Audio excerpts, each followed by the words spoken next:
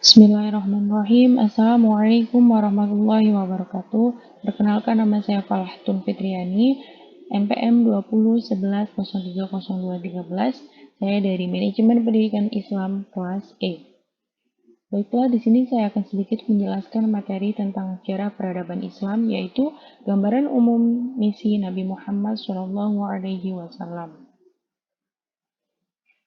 Seorang muslim yang mempercayai akan setiap nabi yang ditugaskan kepada umatnya masing-masing tentu punya misi sama, mengajak untuk bertauhid, menyembah kepada Allah, serta mematuhi dan menjauhi apa-apa yang sudah ditetapkan. Hal ini juga berlaku kepada Nabi Muhammad SAW yang diutus untuk memperbaiki akhlak manusia yang hidup pada waktu itu yang sudah kelewat batas. Sebagai Khatamul Anbiya, penutup para nabi, beliau mendapatkan misi dan amanat yang begitu besar dan harus dilaksanakannya sebagai seorang Rasul Allah Subhanahu wa Ta'ala. Kehadiran Rasulullah Muhammad SAW di tengah-tengah umat yang sedang mengalami kemerosotan moral merupakan suatu keniscayaan, berbekal wahyu ilahi dan kecerdasan spiritual, serta dukungan berbagai pihak. Rasul berupaya melakukan perubahan yang mendasar, yakni mengembalikan kemuliaan manusia ke posisi yang sesungguhnya, dengan cara yang efektif dan untuk mempercepat keberhasilan keinginan tersebut, terlebih dahulu merumuskan visi dan misi dakwah beliau. Visi Rasul dalam berdakwah adalah memanusiakan manusia. Hal ini dapat difahami dari ungkapan beliau, "Sesungguhnya aku diutus untuk menyempurnakan akhlak. Kemuliaan manusia sangat ditentukan dari akhlaknya."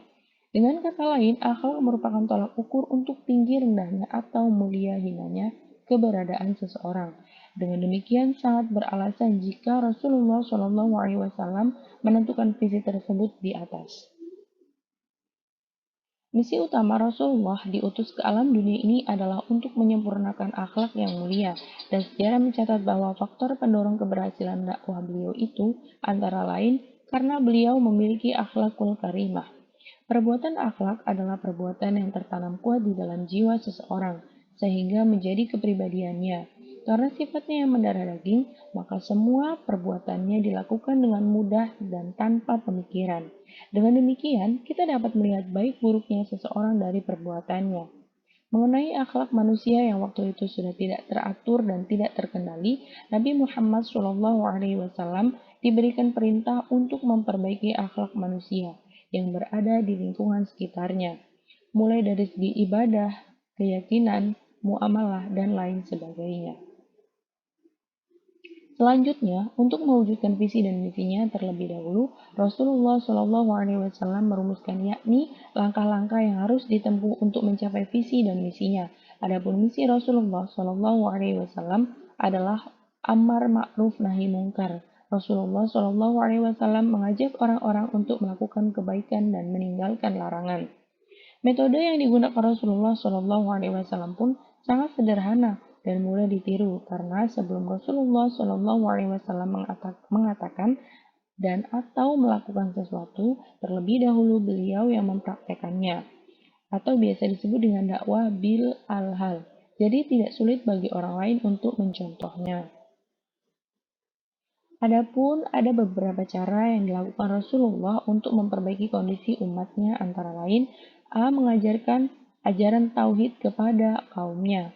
Bagian yang paling penting dalam menyempurnakan akhlak manusia, tentu manusia harus bisa mentauhidkan Tuhannya, serta membebaskan diri dari sesuatu yang bersifat musyrik.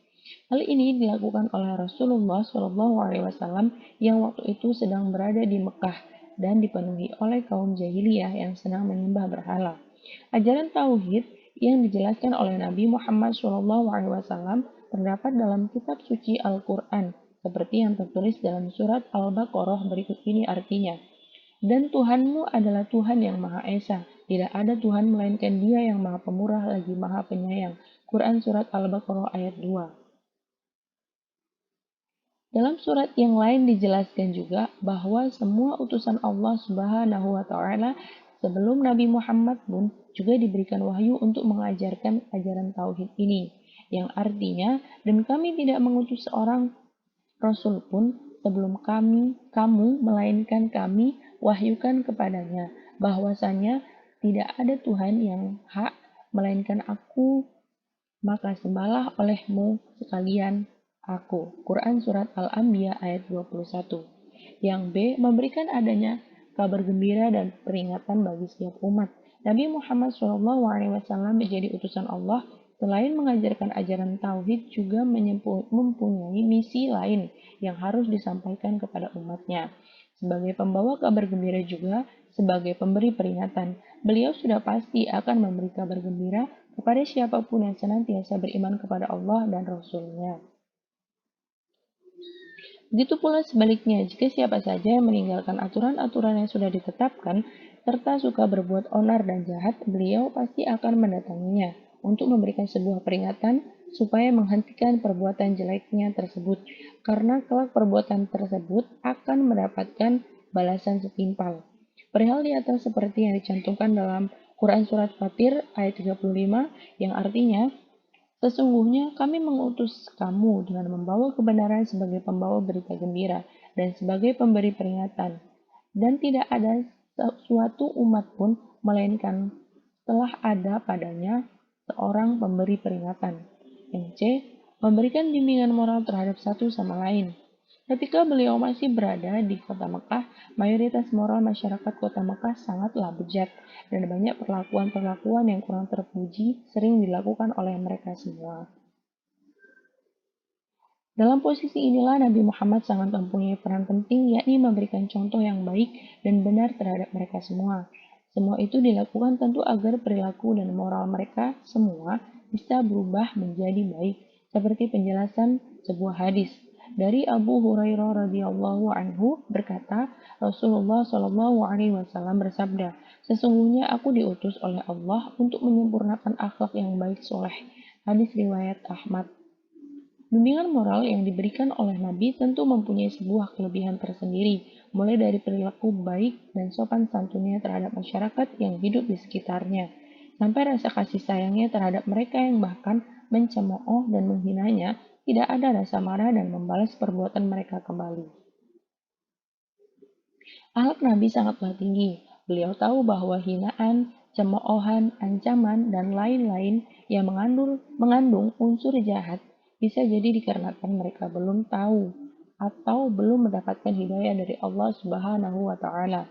Dari situlah kepada umat manusia khususnya yang beriman kepada Allah Subhanahu wa taala diminta agar akhlak dan keluhuran Nabi Muhammad SAW itu dijadikan contoh dalam kehidupan sehari-hari di berbagai bidang agar mereka terjamin keselamatan di dunia dan di akhirat. Bahkan ada sebuah hadis yang menjelaskan Nabi pun mendoakan mereka semuanya. Wahai Tuhanku, ampunilah dosa kaumku, karena sesungguhnya mereka tidak mengetahui. Hadis riwayat Muslim. Kepada kaum yang terbilang lemah atau pada para fakir miskin pun, beliau juga sangatlah perhatian, mulai dari cara bicara dan juga amal kesehariannya. Dari sinilah mereka semua bisa menanggapi apa yang sebenarnya diajarkan oleh Nabi Muhammad SAW.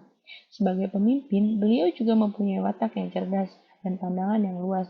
Dari sinilah ketika beliau berdakwah kepada kaumnya mengenai berbagai ajaran iman dan Islam, beliau memberikan contoh lebih dulu dan dilakukan sehari-hari. Dari kepribadian seperti itulah umatnya bisa menjadi mengerti. Dari situ pula Nabi melakukan dakwahnya tanpa adanya sebuah paksaan. Dan yang mengikuti ajarannya bisa mengerjakan sebuah amalan dengan senang hati, penuh kepercayaan dan keyakinan serta tanpa keraguan sedikit pun. Melalui visi dan misi tersebut, Rasulullah SAW sukses mengantarkan masyarakatnya meraih posisi kemuliaan sesuai dengan gelar kehormatan yang dianugerahkan Allah terhadap manusia, yakni sesungguhnya kami telah memuliakan anak cucu Adam. Keberhasilan yang diraih Rasulullah SAW tentu karena beliau benar-benar memposisikan diri sebagai tauladan umat, dan ketauladanan Rasulullah SAW tergambar pada sikap dan tindak tanduk beliau sehari-hari, serta kesesuaian antara ucapan dan perbuatan. Baiklah, mungkin itu saja yang dapat saya sampaikan. Kurang lebihnya saya mohon maaf. Pada Allah saya mohon ampun. Saya akhiri. Wassalamualaikum warahmatullahi wabarakatuh.